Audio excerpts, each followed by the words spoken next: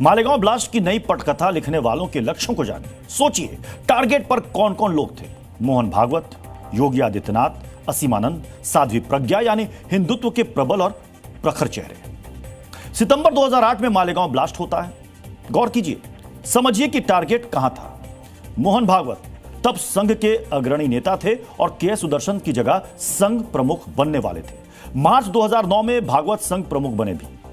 आपको बता दें कि तब योगी आदित्यनाथ भगवा खेमे के प्रखर चेहरे की शक्ल में उभर रहे थे और 1998 से लगातार गोरखपुर से सांसद बनकर संसद में बुलंद भगवा आवाज बन रहे थे। जाहिर है, कोशिश भारतीय सियासी जमीन पर आकार ले रहे हिंदुत्व की राजनीति के मूल पर प्रहार की थी, उसे खत्म कर देने की थी, हमेशा हमेशा के लिए। और इसी साजिश में हिंदू आतंकवाद शब्द का जन्म हुआ और आप कह सकते हैं कि इसे झूठ के सांचे में गढ़ा गया, फिर इस शब्द को बार बार दोहराया गया। ऐसा कर हिंदू आतंकवाद शब्द को स्थापित करने की कोशिश की गई, लेकिन ऐसा नहीं हो पाता है क्योंकि आखिरकार सत्य की जीत होती है।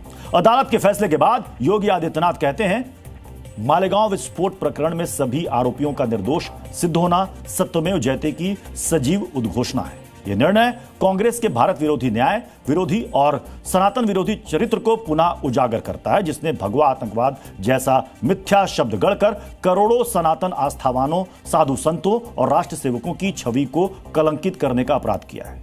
कांग्रेस को अपने अक्षम्य कुकृत्य को सार्वजनिक रूप से स्वीकार करते हुए देश से माफी मांगनी चाहिए। जाहिर है, योगी अपनी पीड़ा के साथ साथ उस राजनीति की ओर भी इशारा करते हैं जो मालेगांव ब्लास्ट के बाद पर्दे के पीछे चली, लेकिन जो 17 साल बाद अदालत के फैसले के बाद बेपर्दा हो गई। लेकिन इतना कुछ हो जाने के बाद भी जिद देखिए। मालेगांव पर अदालत के फैसले के बाद हार की खींच देखिए। अदालत कहता आतंकवाद का कोई धर्म नहीं होता, लेकिन कांग्रेस के कद्दावर नेता पृथ्वीराज चव्हाण अब सनातन आतंकवाद की थ्योरी लेकर आ जाते हैं। वह कहना तो गलत है। अगर आपको किसी धर्म का लाभ लेने तो हिंदू टेरर कहिए, हिंदू फंडामेंटलिस्ट टेरर कहिए, सनातनी टेरर कहिए, लेकिन भगवा न करिए। स्वतंत्र भारत की पहली आतंकवादी कार्रवाई ये नथुराम गोडसे ने की थी। महात्मा गांधी की हत्या की थी।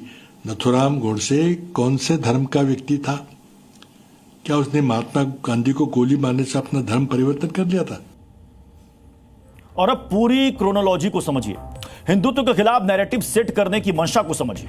ऐसे में अब बेहद गंभीर सवाल है कि क्या यही कारण है कि कांग्रेस के सीनियर लीडर राहुल गांधी बार बार संघ और संघ प्रमुख को टारगेट करते हैं, ऐसा करते हुए किसी भी हद तक चले जाते हैं। यही वजह है कि अदालत के फैसले के बाद भी कांग्रेस पीछे नहीं हट रही है। उसके नेता हिंदू आतंकवाद के बाद अब सनातन आतंकवाद तक चले गए। हालांकि अब कांग्रेस के सहयोगी दलों के नेता भी हिंदू आतंकवाद कहने से परहेज कर रहे हैं, जबकि इस मुद्दे पर बीजेपी आक्रामक है। 2008 का षड्यंत्र है, ये सभी के सामने अब खुल चुका है। और उस समय की जो सरकार है, इस सरकार ने वोट की राजनीति के लिए हिंदू टेरर और भगवा आतंकवाद ये शब्द तैयार किए थे। कभी भी हिंदू या भगवा को आतंकवाद कहना उचित नहीं। कोई भी जाति आतंकवादी नहीं होती, कोई भी धर्म आतंकवादी नहीं होती। जैसा कि पूर्व पुलिस अधिकारी मुजावर ने कहा, कोई भगवा आतंकवाद नहीं था, सब कुछ फर्जी था, तो जाहिर है धमाके की आग और इस राख पर एक अलग तरह की राजनीति हो रही थी। स्क्रिप्ट संघ पर टारगेट के जरिए हिंदुत्व की राजनीति को खत्म करने की थी। इस्लामिक आतंकवाद को बचाने के लिए कांग्रेस पार्टी ने भगवा आतंकवाद शब्द का प्रयोग किया और राष्ट्रवादी संगठनों के मुखिया को इसमें लपेटने की कोशिश की। जानबूझ करके हिंदू नेताओं, चाहे वो योगी आदित्यनाथ जी हों, चाहे राष्ट्रवादी संगठन के प्रमुख परम पूजनीय सरसंघचालक जी हों, बदनाम करने के लिए और इस्लामिक आतंकवाद को कवर फायर देने के लिए, संरक्षित करने के लिए कांग्रेस पार्टी ने भगवा आतंकवाद का शब्द गढ़ा।